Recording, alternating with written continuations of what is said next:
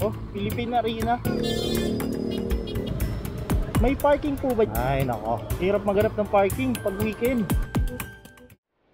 Late na ako, putet. Ang goal ko ngayon ay makapunta sa Buffet 101 sa MOA ng 7pm. Kaso, 4pm na ako nagising. Kaya madaling-madali na ako, walang ligo-ligo dahil mula hanggat Bulacan kailangan kong mag-ride papunta ng MOA Seaside. Sagot na kasi yung kalahati ng ibabayad ko sa Buffet 101 at ayokong palampasin yun. Tulog ako alas 12 dahil dami kong ginawa sa bahay. Kasi anong oras na? Alas 4 na. Sorry guys, mga naghihintay doon. Hindi pwedeng mawala ako kasi yari ako. 55 kilometers pa.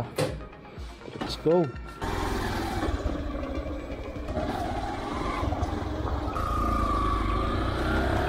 Daan natin crossing. Hindi, Pande. Putik, late na ako. Kailangan makarating ako doon kahit 7 man lang at least.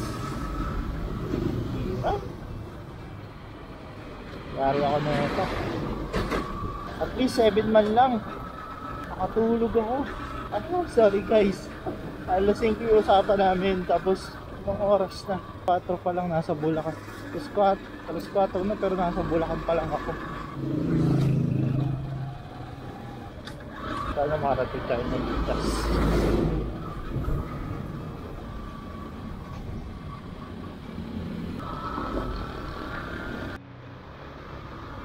Hila-hilamos, tara, let's go. Kailangan 2 hours and 30, kahit 2 hours and 30 minutes. Makarating man lang ako dun sa MOA. Sa seaside. Basically sa seaside. Tapos maghahanap pa ako ng parking. Ano nangyari sa akin? Lahat ng plano ko na magpa-picture ng alas 2 o alas 3. Ay, hindi ko magagawa. Well, gabi na tayo makakarating doon sigurado. Possible time na makarating doon is alas 7. Na-late ka na, Marvin. Special ka. Late ka pa din ah.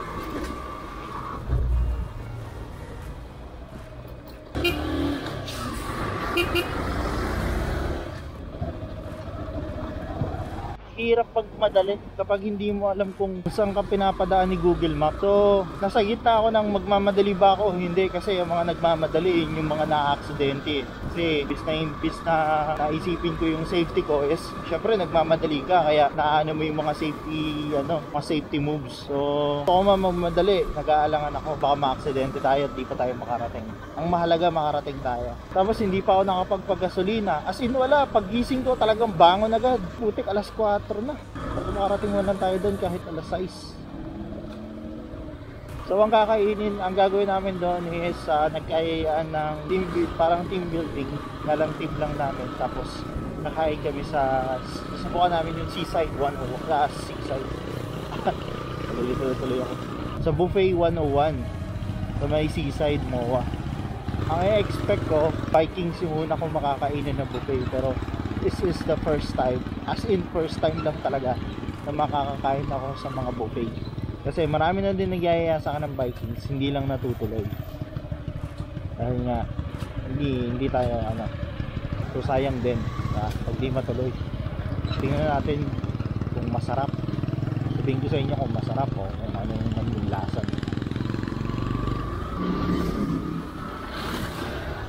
Roadblock na ka. Sabihin kakaliwa ka din. Mukhang daanan talaga ito. Alam pa to.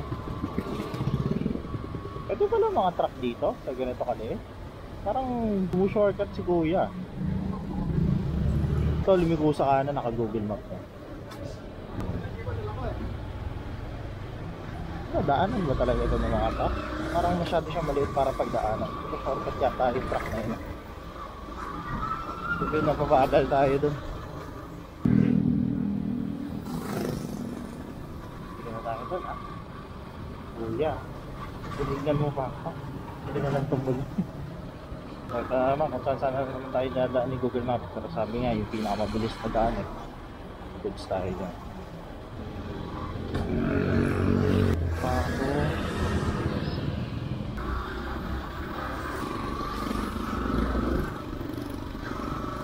traffic pa dito sa Santa Maria Bypass. Lari ako na ito.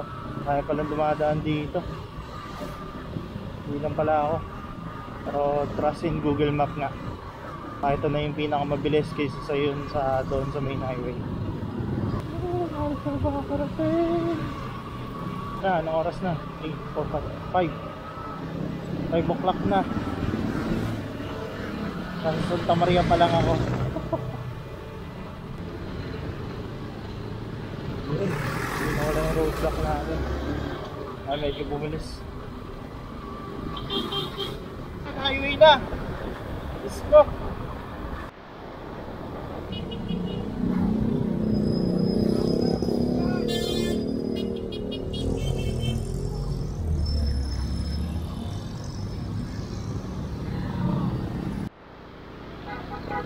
Napakabot tayo!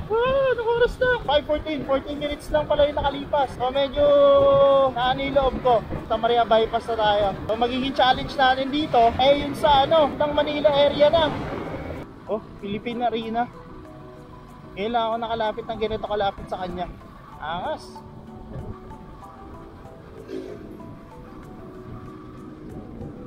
Hindi naman sa kinukonsitig yung pagiging late ko Pero buti ganitong oras ako pumunta. Buti ganitong oras ako nakadaan, hindi pumunta. Shit. Bak pala yun. Kasi ang lamig tapos ang ganda ng scene. Hindi ganun kainit. Yun first time. Hindi ba tayo dito? May motor naman.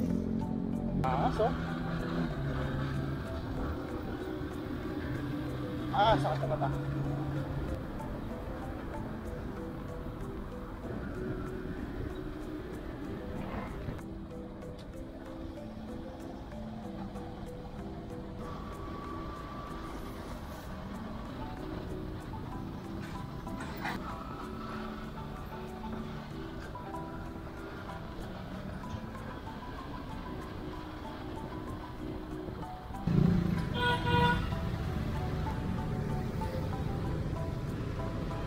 Dito. Ako, may pulis sa gitna.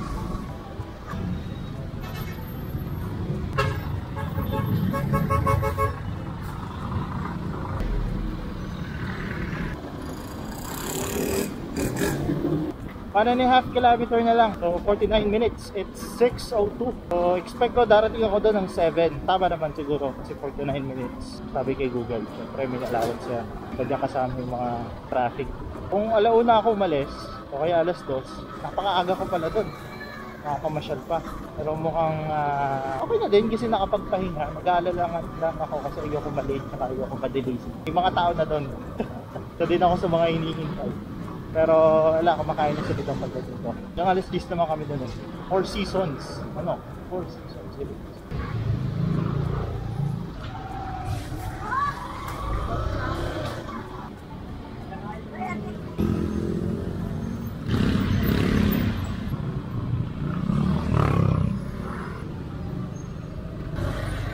Baho, ano yun?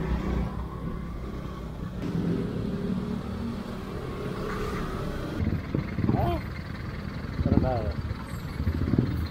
Kanina na, nandito na.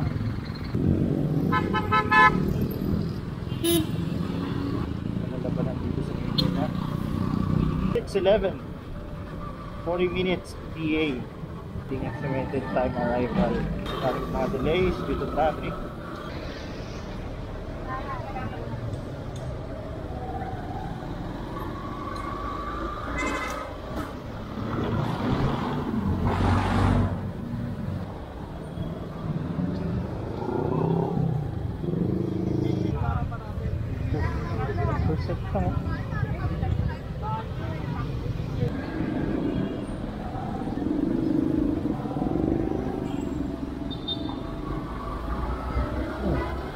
Taking ano doon taking Ukano na. Skyway pala, MRT ito ba? Right. Mga blue boys na dinidiskarte. May dinidiskarte. Yes, malapit na! Makakakain na din, 30 minutes. Makakakain na din, first time, buffet. Lalo pa kayo. Pagas muna na kayo. Kaya na, kaya ba? Marating na ng keso.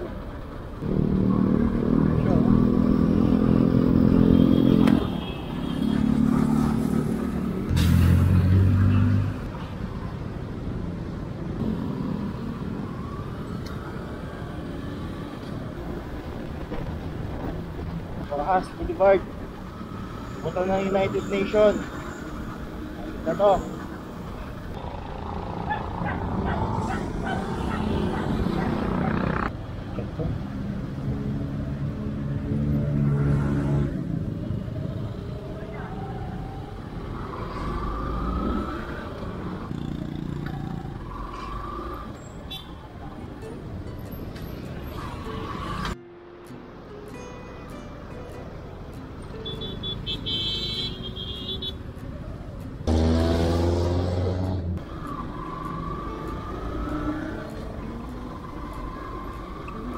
Seaside Boulevard, yes!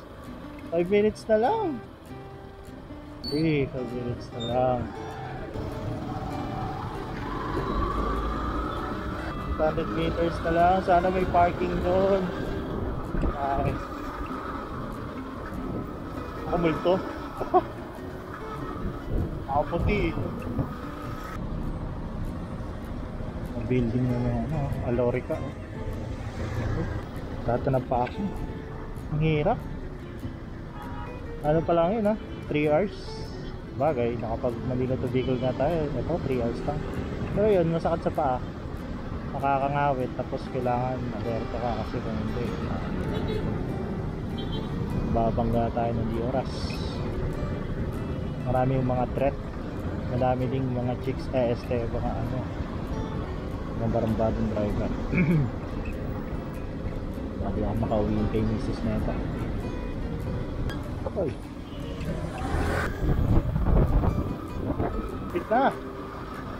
Turn right. Kaya lang mukhang marami nag-right.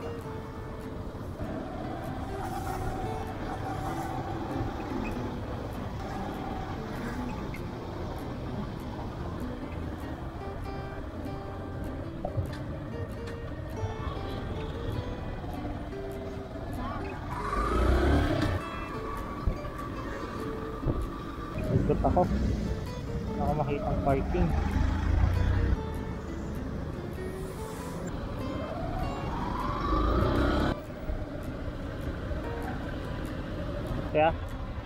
Kuya, excuse me po, may parking po ba dyan ng motor pag kumanan ako? Pipila din ako dyan. Oo, sir. Sige. Thank you. So yun, ito na, seaside na. Kaso, dun sa may pinaka mga resto ng seaside, merong pasukan dun. Kailangan din pumila kahit motor. Para kung dito, naghihintay. Sakit na ng paa. Weekend nga pala ngayon. Madami din nasa seaside. Kaya medyo matagal sa parking. Ba't yun hindi mo nila pinapapasok? Ano nangyari? Diba ka? Sa kabila? Unahan mo na yung mga pipila. Bila ako doon sa kabila pala.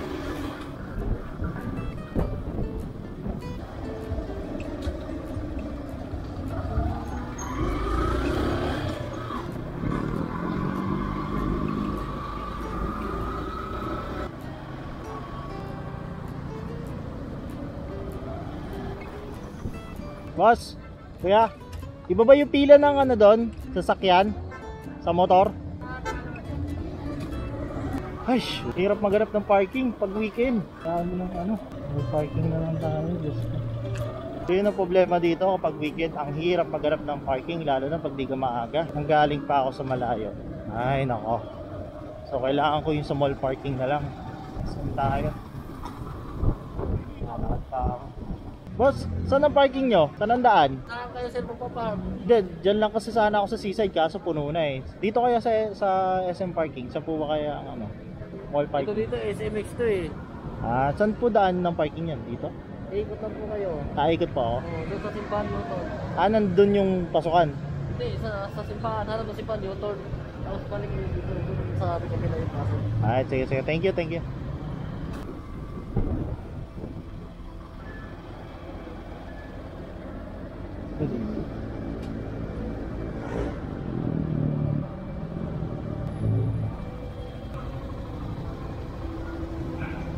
Government yun isa retarded. Okay. Laptop ko retarded. Diretso lang to. Lilito ako saan yung saan yung parking sa motor pwede? Takas sir, Taas pa. Tandaan ito, hindi ko na. Ikot ako. Thank you. Saan? Sorry. Doon. Hindi, ngayong araw. Sige, thank you.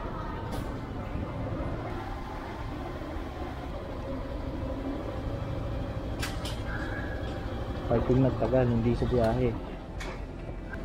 Nice. Medyo malayo lang yung lalakarin ko. Bye. Sabi, layo ng pinarking ko. Anong oras na? 7, hindi ko alas 8. Ito na, layo ng nilakad ko papunta ng yung seaside. Wala sa IMAX parking. Kasi puno na yung parking dito. Just go. Ayun, buffet 101 finally. Finally, nakarating din ng buffet 101. Kaso, late nga lang ako ng 1 oras. Buti na lang hinintay nila ako. Ang daming masasarap na pagkain dito.